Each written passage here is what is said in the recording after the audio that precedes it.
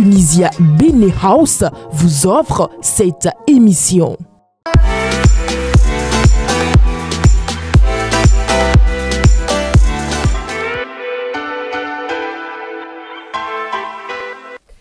À toutes et à toutes, bien le bonjour et merci de nous retrouver dans votre émission Le meilleur réveil sur Guérit TV Monde. Et c'est donc parti pour le numéro de ce jour, toujours avec la même équipe. Bérangère Boléon est déjà sur ce plateau pour la toute première rubrique, la revue des titres. Bérangère Boléon, bien le bonjour.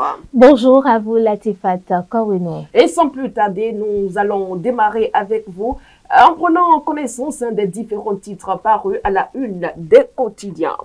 Très bien sûr. Bonjour fidèles internautes de Guérit TV Monde. Nous démarrons la revue des titres de ce matin par le quotidien d'IB Info qui titre en sa manchette Câble stérile contre le ministre de l'Eau, de l'Énergie et des Mines, Paulin Akpona, victime de son franc-parler et de sa sincérité. Les jeunes de Titirou, Okedama et Koro-Bouorou innocentes.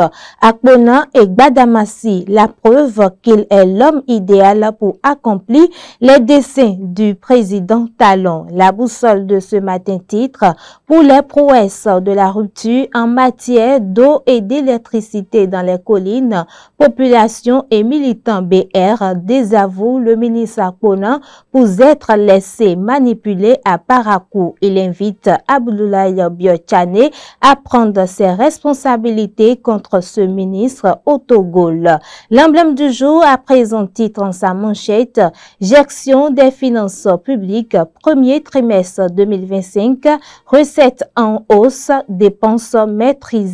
L'autre quotidien de ce matin titre visite de travail du chef de l'État au Brésil. Lula da Silva et Talon inaugurent une nouvelle ère de coopération entre les deux pays. Le quotidien Matin Libre titre en sa manchette Assemblée nationale, Armand Gansset s'ennuie. La rupture devrait plus occuper le député de la 23e circonscription. Dabarou de ce jour titre en sa manchette siphonneur de budget en divagation commerçant politique.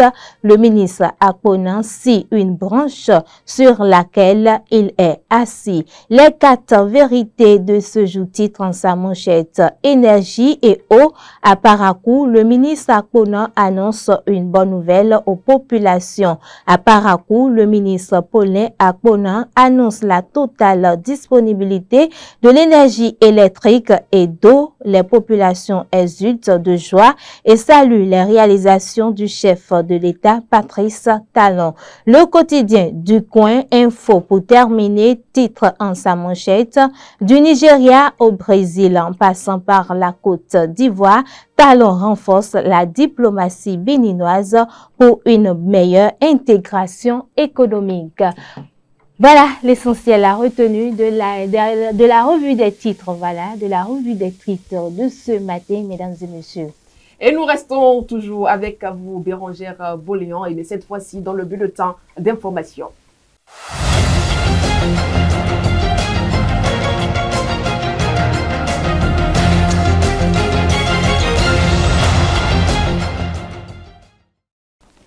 Bienvenue à tous dans ce bulletin d'information. Après les épreuves écrites du brevet d'études du premier cycle BEPC organisé du 10 au 12 juin 2025 sur toute l'étendue du territoire national, l'heure est désormais à la correction des copies. Après l'anonymat des copies qui garantit l'impartialité du traitement, place au travail des jurys. Le contrôle et le relevé des notes démarreront dès ce jeudi 26 juin 2025.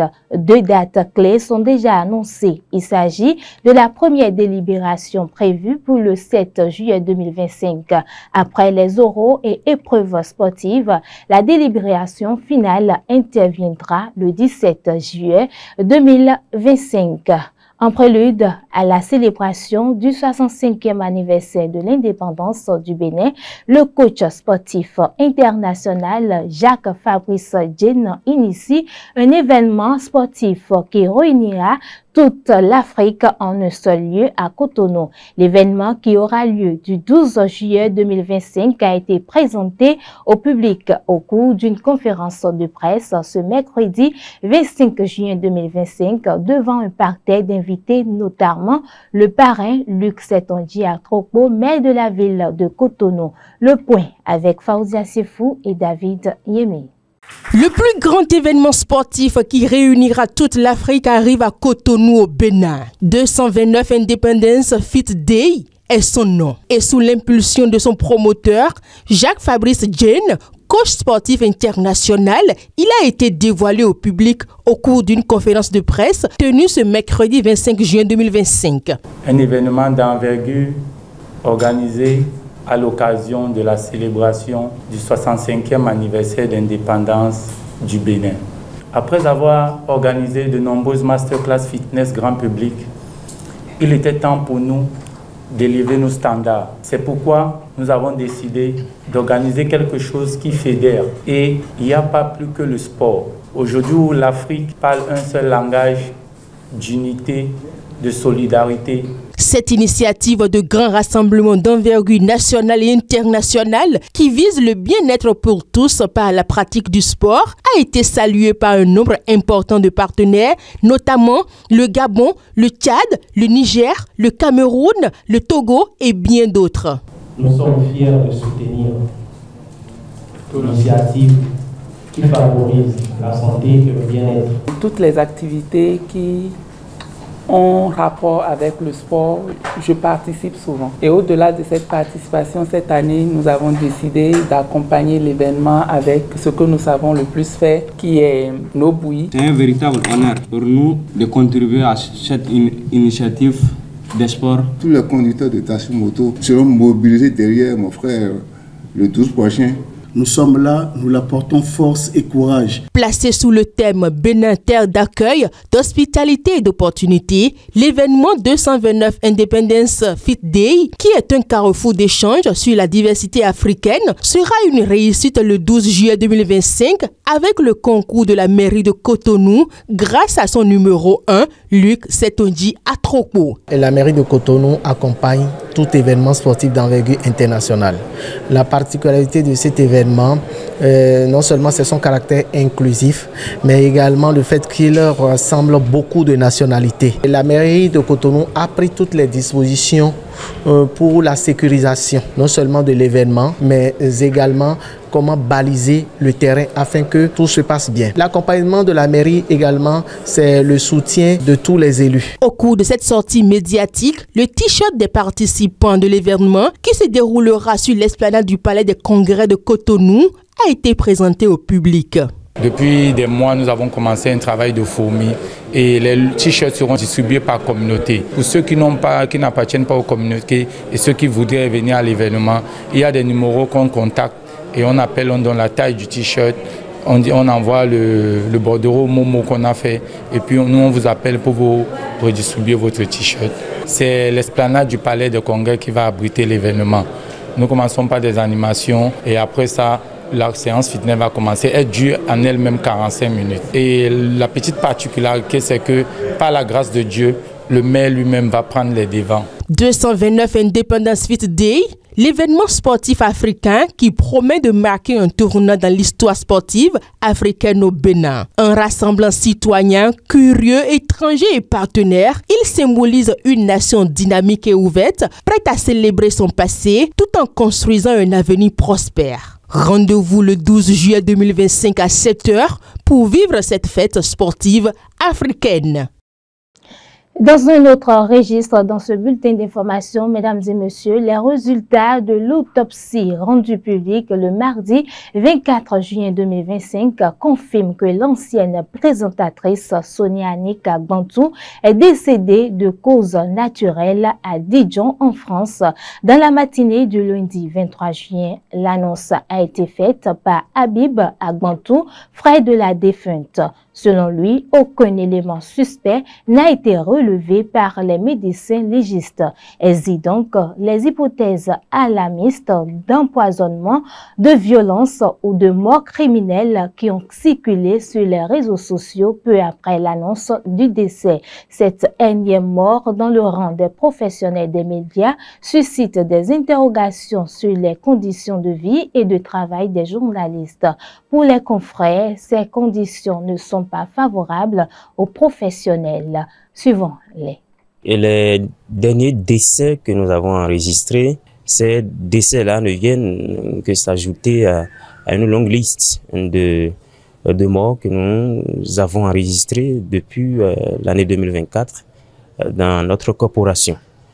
Et à l'analyse, il faut véritablement commencer par s'en inquiéter. On était même déjà inquiet. La situation, moi je vais dire, est devenue dramatique. Je crois que cela traduit quand même la précarité qui sévit actuellement dans ce secteur-là. Des journalistes qui n'exercent pas dans de très bonnes conditions, qui ont du mal à faire face aux besoins quotidiens, et qui n'arrivent même pas à se nourrir, à nourrir leur famille. La situation est véritablement compliquée sur le terrain. On exerce un métier qu'il faut le dire est déjà très stressant. Le chef de l'État, le président Patrice Talon lui-même, l'a reconnu qu'il faut une réforme pour améliorer les conditions des journalistes. Mais plus de 2 ans après, toujours rien. Cette mort, ou bien je dirais l'énième mort, interpelle surtout sur le plan des conditions de travail de nous, professionnels des médias. Parce que quoi qu'on dise, depuis un certain temps, avec le système, nous vivons plus ou moins dans une précarité qui ne dit pas son nom. Les journalistes aujourd'hui n'ont pas les assurances maladie. D'ailleurs, même combien de promoteurs ont ces assurances de maladie, juste à parler maintenant des employés qu'ils ont à leur charge. Ce n'est souvent pas leur faute. La faute incombe à la situation dans laquelle nous sommes. Il n'y a plus de contrats. Les quelques-uns qui en ont, comment est-ce que ça se gère? Il faudrait que la réforme qu'a commencé le président, en tout cas l'institution à notre charge, que nous avançons un peu plus vite. Pour le paraphraser, il faut que l'église vienne rapidement au milieu du village pour qu'au moins tout ce qui a commencé dans l'ombre puisse prendre des corps. Passer de vie à trépas, comme on le dit souvent, c'est une œuvre de Dieu. Quand on vit, on doit pouvoir un jour quitter ce monde-là, nous le savons tous. Mais le constat est que c'est un peu comme si c'est notre tour cette fois-ci. On ne pourrait pas l'expliquer puisque c'est une œuvre divine, mais on pourrait peut-être l'interpréter. Vous voyez, nous travaillons dans le stress. On a des problèmes en réalité et nous essayons de couver ces problèmes. Vous vous réveillez, c'est l'enfant qui est peut-être malade, c'est une prise de bec avec madame, ou c'est peut-être l'électricité que vous n'aviez pas payée, le loyer que vous n'aviez pas payé. Mais vous tenez, vous aviez des obligations au service, vous y allez, vous êtes déconcentré, vous êtes stressé. Et quand on souffre d'un mal, on essaie de le camoufler. Il faudrait qu'on pense à 2 choses. Les autorités peuvent nous aider en la matière. Pourquoi ne pas voter une loi spéciale pour les journalistes? Parce que nous n'avons pas en fait une assurance maladie. Et souvent, quand on contracte ce genre de maladie, on va à l'hôpital, mais on nous considère comme des personnes ordinaires. Et quand vous n'avez pas les moyens, le premier soin ne vient pas de sitôt. Nous sommes le 4e pouvoir, comme on le dit. Nous devons penser à cela pour savoir qu'on peut nous donner en fait une loi spéciale pour nous protéger de façon juridique. Et également, penser, j'interpelle les fêtières. Il faudrait que les fêtiers pensent aujourd'hui à une assurance maladie. Donc il faudrait quand même que les autorités pensent à cela afin que vraiment les conditions de vie et de travail en fait, des professionnels des médias au Bénin soient vraiment très reluisantes. C'est très important. Le vrai problème, je pense que c'est d'abord également nous-mêmes. Le problème. Quelles sont les politiques que nous mettons en place pour pouvoir subvenir et atténuer les douleurs des professionnels des médias. Moi, je me rappelle quand même qu'à l'UPMB, on avait travaillé quand même sur un gros chantier en ce qui concerne la sécurité sociale des journalistes. Mais les mandatures qui ont suivi, qu'est-ce que ce projet est devenu? Toute l'actualité hors de nos frontières est à suivre avec Faouzia Sefou.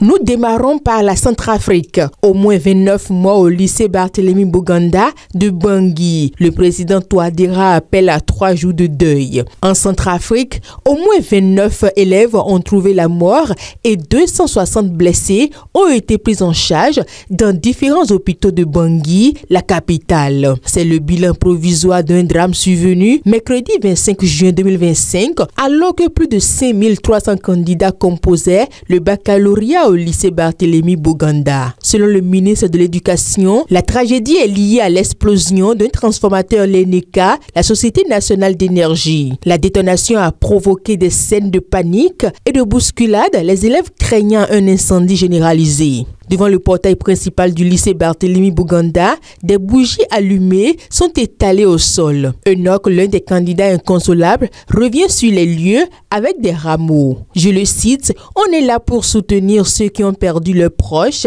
et nos amis qui ont laissé leur vie. L'idéal, c'est de rester ensemble dans ce moment de malheur. » Fin de citation. Il ne comprend toujours pas pourquoi les agents de l'ENECA ont fait le mauvais choix de réparer ce transformateur en plein pendant les examens. Je le cite encore, on est en train de composer. Normalement, il devrait attendre la fin des épreuves pour venir réparer ce transformateur et faire ce travail sans risque. Fin de citation. Au Mali à présent, la justice va se prononcer sur les conséquences de la dissolution des partis politiques. Au Mali, 2 tribunaux acceptent de se prononcer sur les conséquences de la dissolution des partis politiques.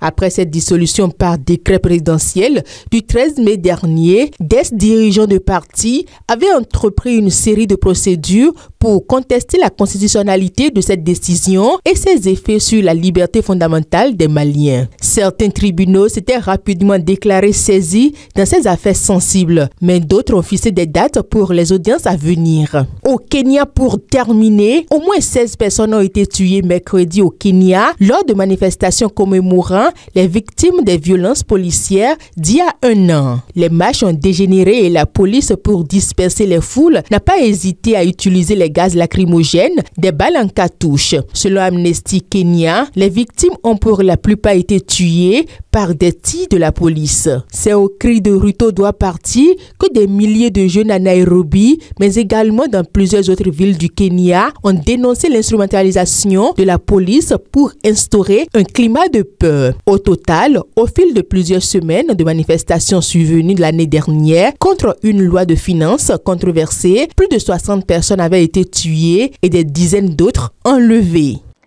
En sport, la commission antifraude du championnat national scolaire a suspendu l'équipe féminine de football du CG2 Natikengu. L'équipe est accusée d'avoir fraudé sur l'identité d'une de ses joueuses. L'information a été rendue publique ce mardi 24 juin 2025 à travers une publication faite sur la page Facebook du championnat. Le poteau rose a été découvert suite aux investigations de la commission antifraude et à l'analyse des preuves disponibles, lesquelles confirment les soupçons de fraude évoqués. Conséquence, le CG2 Natikengu a été disqualifié de la compétition conformément à l'article 31 du règlement général du championnat national scolaire qui préconise que toute fraude sur l'identité ou l'âge d'un joueur ou joueuse entraîne la disqualification automatique de l'équipe concernée. Et c'est sur cette note sportive que prend fin ce bulletin d'information que j'ai eu le plaisir de vous livrer. Bien à vous, Bérangère Boléan. Mesdames et messieurs, nous allons à présent passer à la météo de ce jour.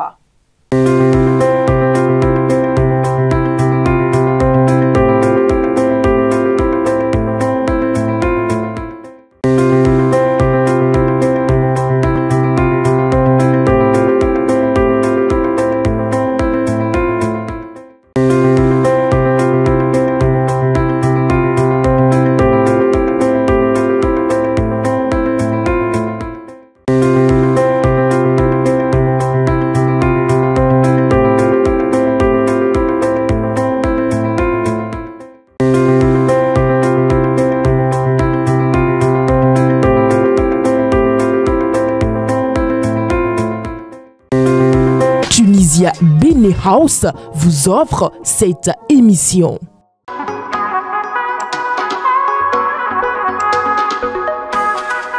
Et nous voici donc dans la note culturelle de ce jour. Mesdames et messieurs, programme cinéma à ne pas manquer le mardi 8 juillet 2025 à l'auditorium à partir de 19h00 et l'entrée, elle est libre. En résumé, le film L'Argile parle de John qui est revenu de France et qui compte s'installer durablement dans l'Argile, un secteur de la ville de Ouidah où il développe un festival international de films. Sa femme, française, et ses enfants ne sont pas prêts pour un tel retour au bercail. Sur place, John tombe sous le charme de Ludwine, la fée agile, presque célibataire et enceinte d'un autre. Resté ou reparti? Réponse à suivre donc dans le film L'Argile, le mardi 8 juillet prochain à l'auditorium à partir de 19h00. Et rassurez-vous, l'entrée, elle est libre. Et c'est donc tout pour la note culturelle de ce matin.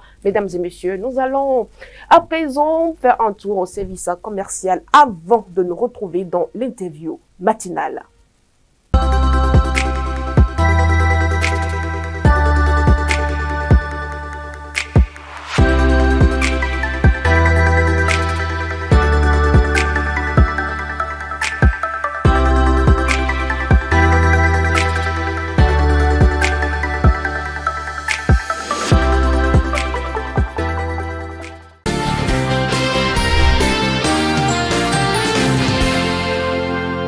Mesdames et messieurs, merci de nous retrouver dans l'interview matinale de ce jour. Au cœur de cet entretien, nous parlons des réformes dans l'enseignement et la formation technique et professionnelle avec le docteur Thierry Dovonou. Docteur Thierry Dovonou, vous êtes déjà en ligne. Bien le bonjour.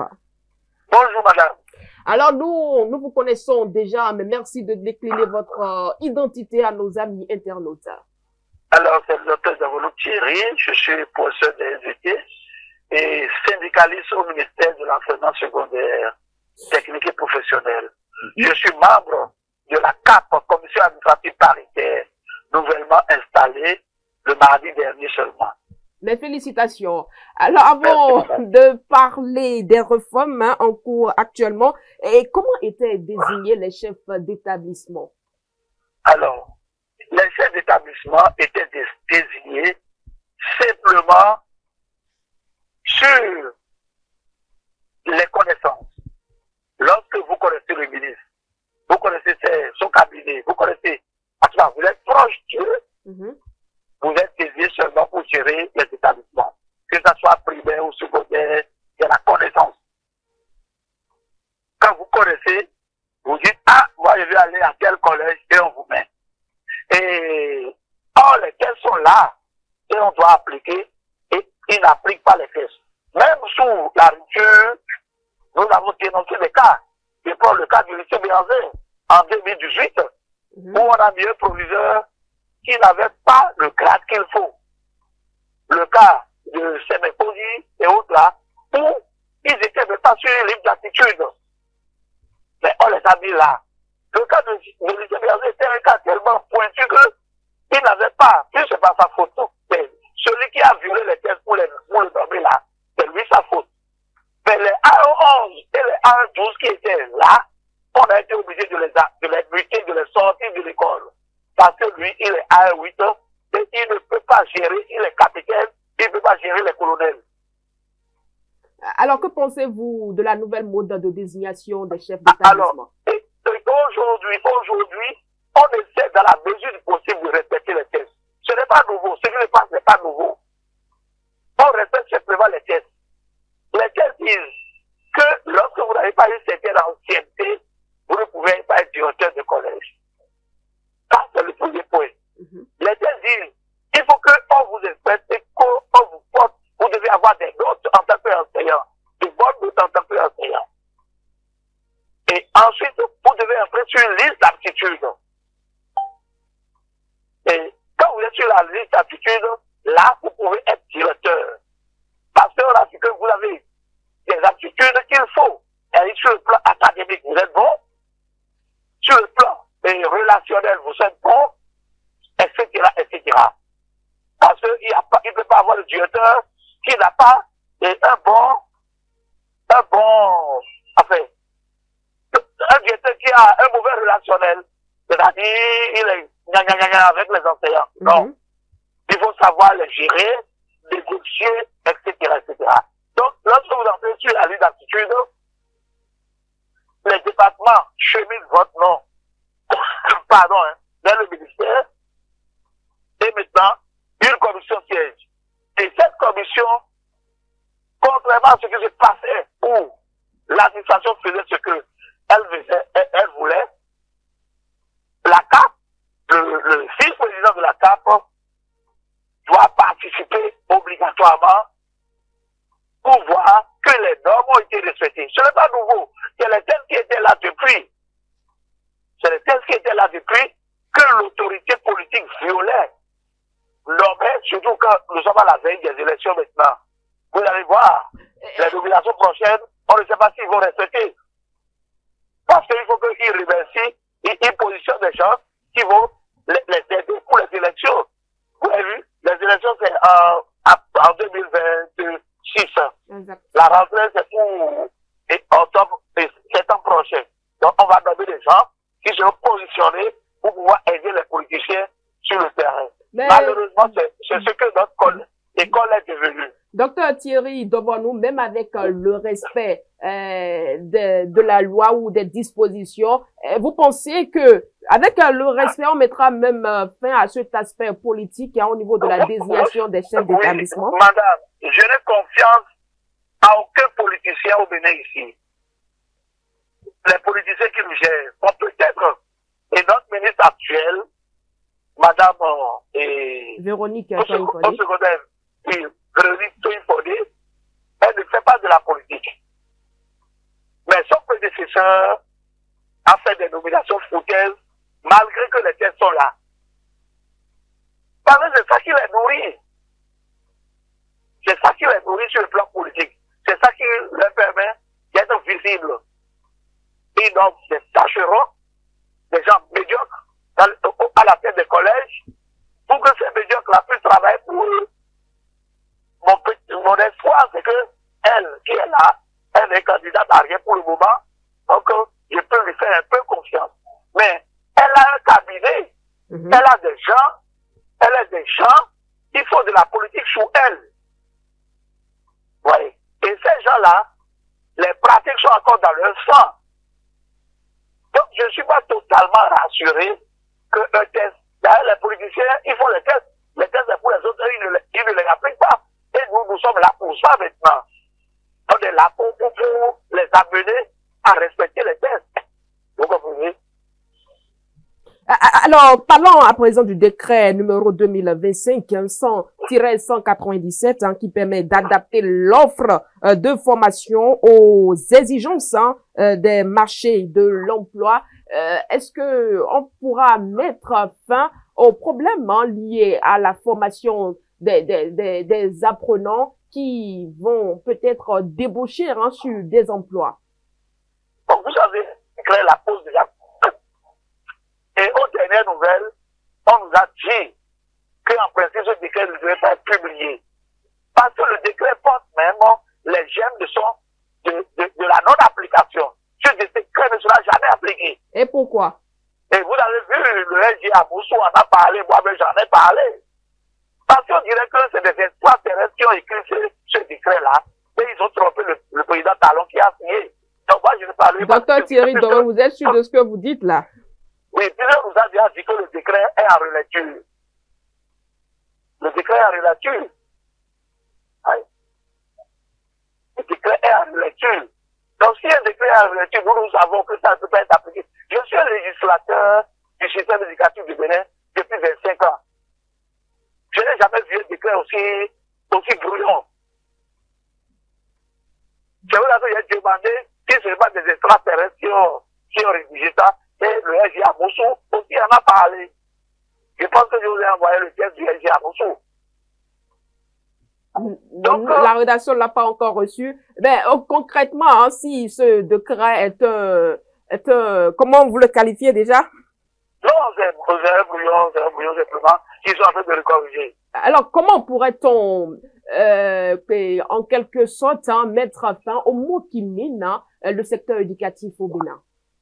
Alors, le mot qui mine le secteur éducatif, c'est que on a un problème structurel. On a un problème structurel. Prenons par exemple le secteur de l'enseignement technique. Mais aujourd'hui, nous avons une structure qu'on appelle ADEC, qui pense qu'il ne dépend pas d'un ministère et qui fait tout ce que elle fait, et cette structure-là fait ce qu'on ne doit pas faire sur le terrain.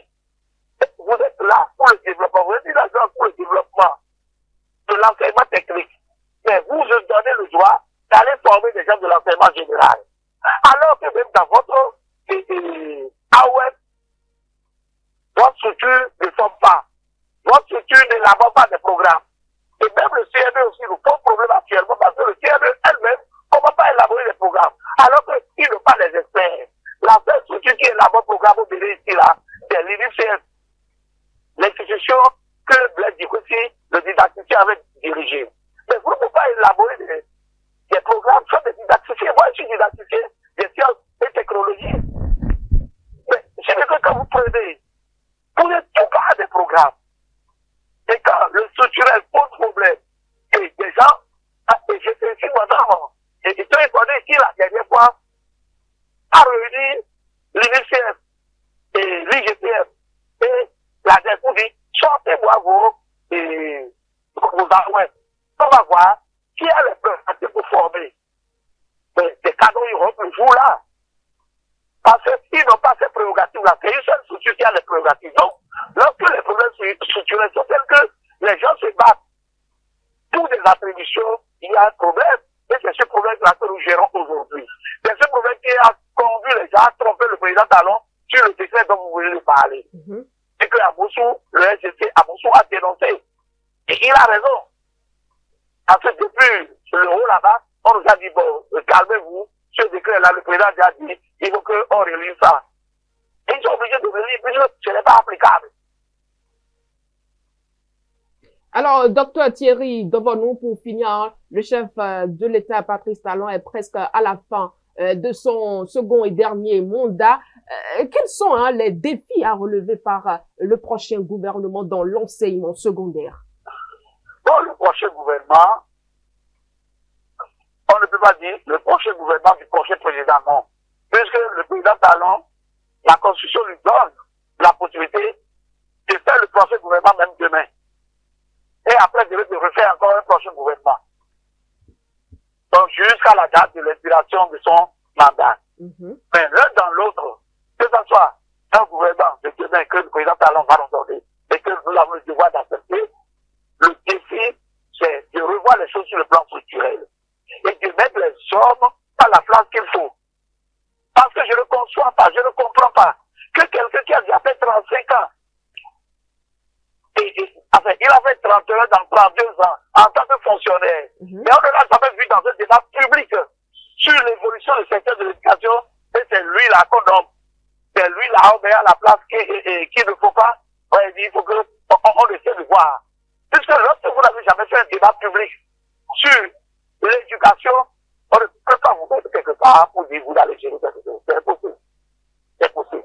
Et malheureusement, c'est ça qui se fait aujourd'hui. Malheureusement.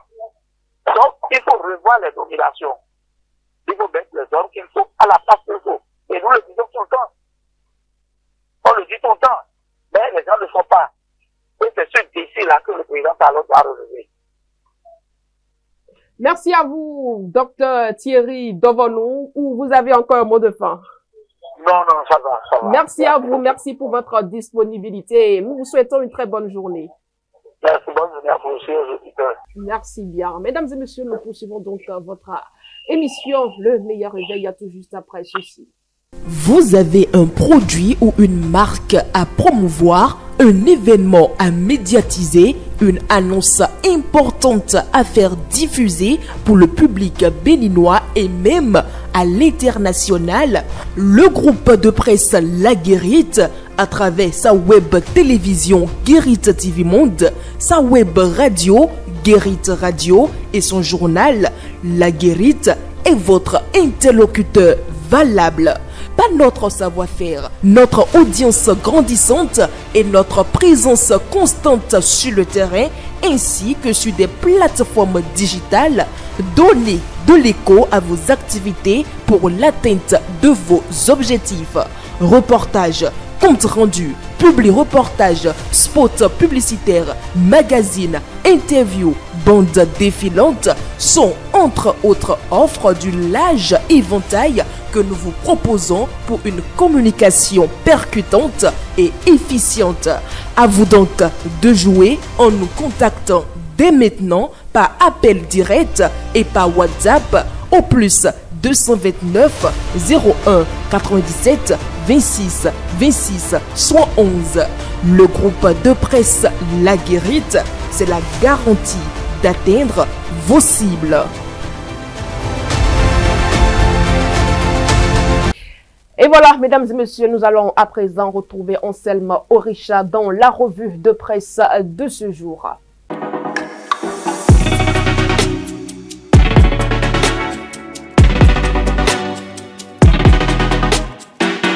Amis de la revue de presse, mesdames, messieurs, bonjour. Après la Côte d'Ivoire, Patrice Talon en visite de travail au Brésil. L'information est rapportée par La Nation, Fraternité, l'autre quotidien du Co-Info, Éveil Info, Le Potentiel et bien d'autres journaux. Selon le journal du service public La Nation, le chef de l'État est arrivé mardi 24 juin à Brasilia au Brésil pour une visite de travail. Ce déplacement du président Patrice Talon, selon le journal, participe de la volonté de renforcer les relations entre son pays et le Brésil, qui ont plusieurs centres d'intérêt communs du fait de leur passé. Pour Fraternité, la visite de Patrice Talon s'inscrit dans un cadre diplomatique qui dépasse les simples relations protocolaires. Les deux pays ambitionnent d'intensifier leur coopération dans des domaines clés, notamment l'économie, la culture et l'agriculture. Point d'orgue de cette visite, sa rencontre ce mercredi 25 juin avec le président Luiz Inácio Lula da Silva. Une entrevue marquée par la volonté de renforcer un partenariat multiforme entre le Brésil et le Bénin. Il s'agit, selon Fraternité, de la seconde visite du président Patrice Talon au Brésil en un peu plus d'un an, ce qui témoigne de la dynamique nouvelle entre les deux pays. La coopération bénino-brésilienne franchit une nouvelle étape, fait savoir Fraternité. Déjà en mai dernier, rappelle le journal, Gaston Dossoui, ministre béninois de l'Agriculture, avait séjourné au Brésil pour explorer des axes de collaboration avec le ministre de l'Agriculture et de l'Élevage. L'exportation de matériel génétique, le développement de l'élevage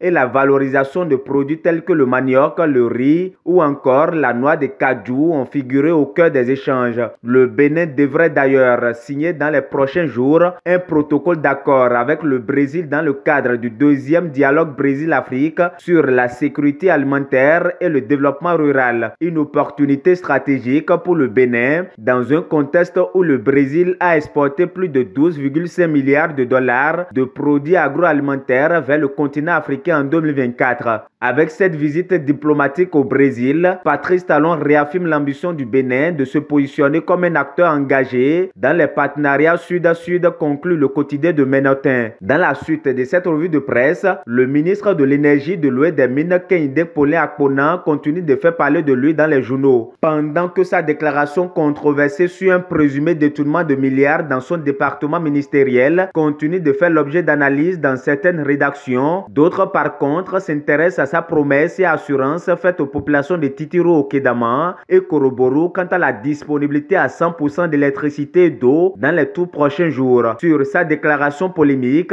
Gaskiani Info cherche à savoir s'il s'agit d'une accusation ou d'un règlement de compte. Daibi Info tente de répondre et pense que Paulin Akpona est victime de son franc-parler et de sa sincérité. La preuve, selon le journal, qu'il est l'homme idéal pour accomplir les desseins du président Talon. La boussole, par contre, rapporte que les populations et militants bières désavouent le ministre Akpona pour être laissés manipuler à Parakou. À en croire le journal, ils invitent Abete à prendre ses responsabilités contre ce ministre au Togo.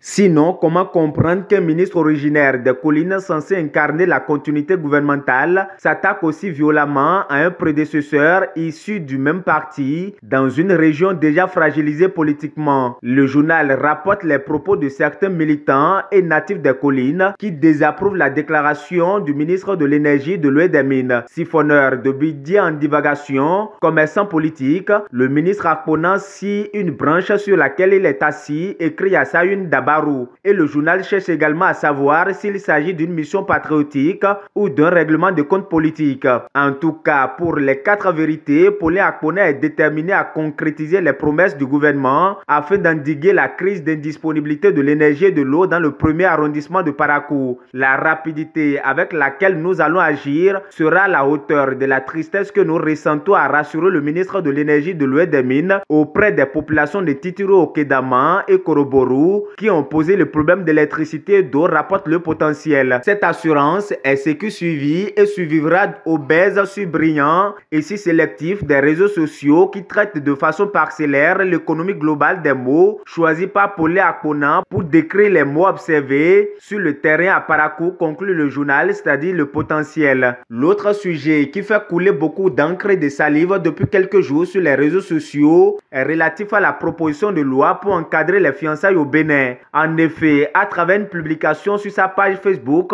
le député Armand Gansé a affiché sa volonté d'être porteur d'une loi qui réglemente la durée des fiançailles au Bénin. Pour le vice-président de la Commission des affaires sociales, du sport, de la culture et de l'éducation à l'Assemblée nationale, certains hommes jouent avec le cœur des femmes avec qui ils durent dans les fiançailles pour finir ne les épousent pas. Ainsi, le député réfléchit sur une loi pour encadrer la durée des fiançailles. Pour Maté Libre, Armand Gansé s'ennuie et la rupture devrait plus occuper les députés de la 23e circonscription électorale. Car selon le journal, il y a plus à faire que de vouloir régir par la loi une chose aussi aléatoire que les sentiments entre couples qui plus est sont du domaine de la vie privée. Voilà un député qu'on n'entend pas souvent sur les sujets brûlants de l'actualité, mais qui du coup s'intéresse aux conditions des femmes à qui on promet un mariage qui n'arrive jamais. C'est désole mon confrère. Soit le député est dans une opération de charme envers la gente féminine dans le cadre des législatives de 2026, soit de tous les débats qui se font à l'Assemblée nationale, le député ne trouve aucun centre d'intérêt pour lui, fait observer Matin Libre.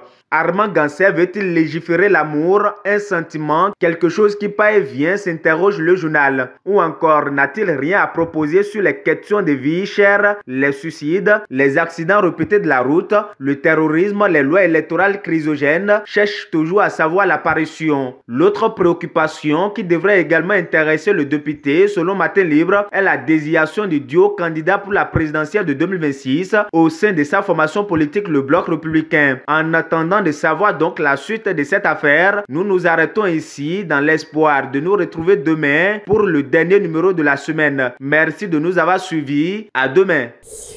Et voilà, mesdames et messieurs, le terminus. Nous y sommes avec la citation du jour.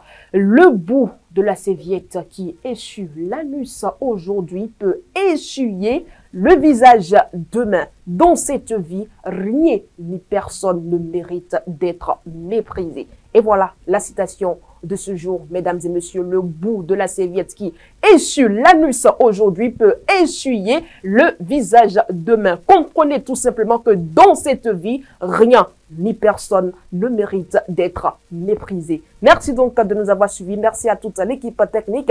Rendez-vous à prendre donc demain pour le tout dernier numéro de votre émission, Le Meilleur Réveil. Bonne journée à tous.